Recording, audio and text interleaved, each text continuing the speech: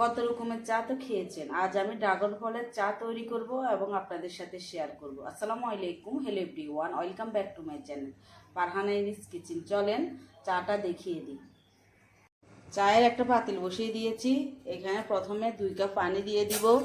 চুলাটা ধরিয়ে দিয়েছি আমি আগে। চুলাটা ধরিয়ে চুলার হিটটা মিডিয়াম টু লো হিটে দিয়েছি। অল্প একটু আদা কুচি করে নিয়েছি, দিয়ে দিচ্ছি। 2টা লং, 2টা সবুজ এলাচ, 1 টুকরা দারচিনি দিয়ে দিচ্ছি। দিয়ে 5 মিনিট পর্যন্ত অপেক্ষা করব। 5 মিনিট পর পানিগুলো কিন্তু বলক চলে এসেছে। এখানে 3 টুকরা ড্রাগন ফল কেটে রেখেছি, এখান থেকে 1 টুকরা দিয়ে দিব। 1 কাপের জন্য 1 টুকরাই লাগবে। আমি 1 কাপ চা বানাবো। ঢাকনা দিয়ে ঢেকে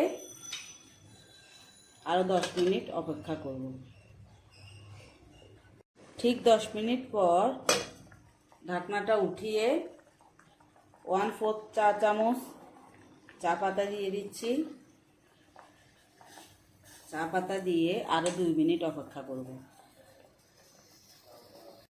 এখন আর ঢাকনা দিব না, এইভাবে চাটা জাল করে নিব। চাটা হয়ে গিয়েছে, চুলাটা অফ করে দিব। অফ করে কাপে ঢেলে নিব।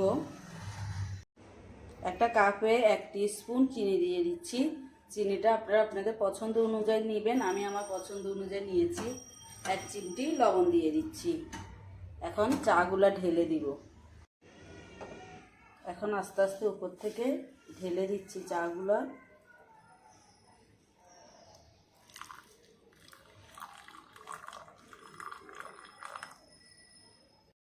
একটু চামচ দিয়ে নাড়িয়ে দিব।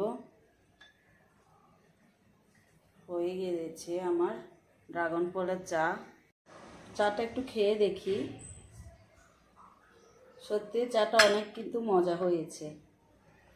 আশা করি আমার এই মজার ড্রাগন ফলের চা আপনাদের ভালো লেগেছে। ভালো লাগলে একটা লাইক দিতে ভুলবেন না। আপনি যদি আমার ইউটিউব চ্যানেল থেকে ভিডিওটা দেখে থাকেন, চাইলে চ্যানেলটা সাবস্ক্রাইব করে রাখতে পারেন। আর ফেসবুক পেজ থেকে ভিডিওটা দেখে থাকলে পেজটা ফলো দিয়ে রাখতে পারেন। ভালো থাকবেন, সুস্থ থাকবেন। আবারও দেখা হবে নতুন কোনো রেসিপি নিয়ে।